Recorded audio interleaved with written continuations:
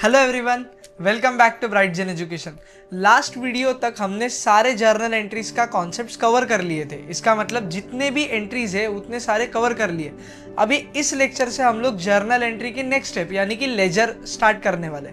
Laser यानी कि accounts. Journal entry में हमने ये सीखा है कि एक चीज़ डेबिट होती है, दूसरी चीज़ क्रेडिट होती है। फॉर एग्जांपल कैश से अगर मैं बिजनेस चालू करता हूँ तो उसकी एंट्री ये होती है कि cash account debit to capital account. अभी जब एक ओनर को अपने बिजनेस के बारे में डेटा चाहिए होता है तो जर्नल एंट्री से डेटा निकालना बहुत मुश्किल हो सकता है, क्योंकि दिन में सैकड़ों जर्नल एंट्रीज हो सकती है, क्योंकि ट्रांजैक्शन जितने ज़्यादा उतनी जर्नल एंट्रीज ज़्यादा। तो इसलिए ये प्रॉब्लम को फिगर आउट करने के लिए बिजनेस ओनर ने ये फंडा निकाला है कि जितने भी जर्नल एंट्रीज है उसमें से अलग अलग अकाउंट्स में अलग अलग एंट्री होंगी। यही अलग अलग अकाउंट्स बनाना, उन जर्नल एंट्रीज के पास से डेटा लेके उसी को हम लोग बोलते हैं लेजर।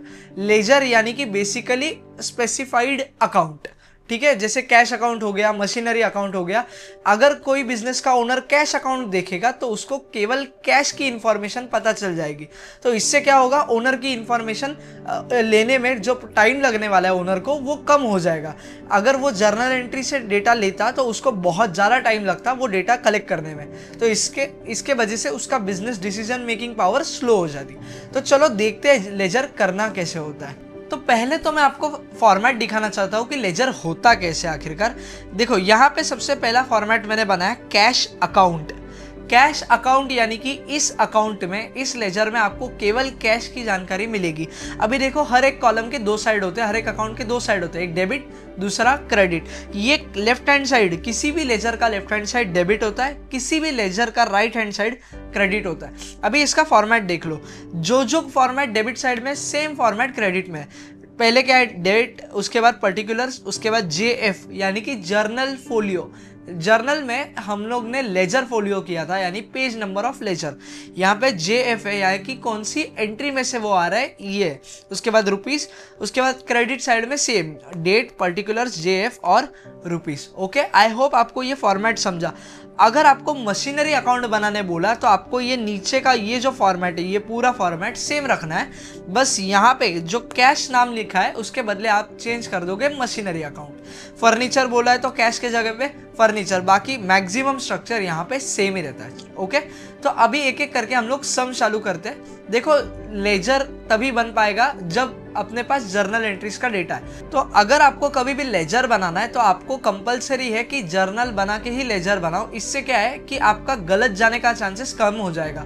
बहुत सारे कॉलेजेस कंपलसरी भी करते हैं कि आपको जर्नल बनाना ही बनाना है, उसके बाद लेजर बनाना है। तो एनीवेज आप बना लो फॉर सेफर साइड, ठीक है, तो ताकि आपका कहीं पे भी मार्क्स नहीं कटेगा।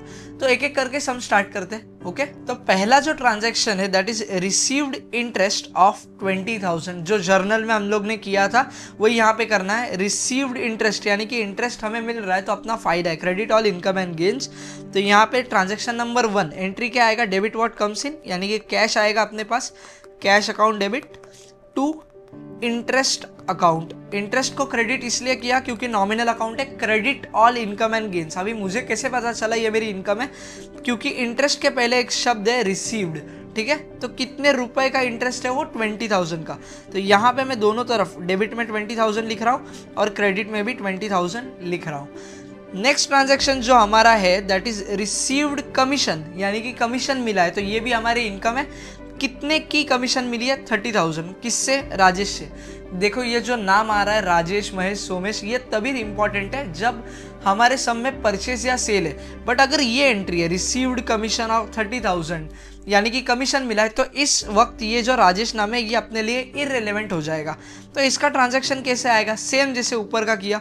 यहाँ पे कैश टू इंटरेस्ट लिखा था, यहाँ पे क्या आ जाएगा, कैश टू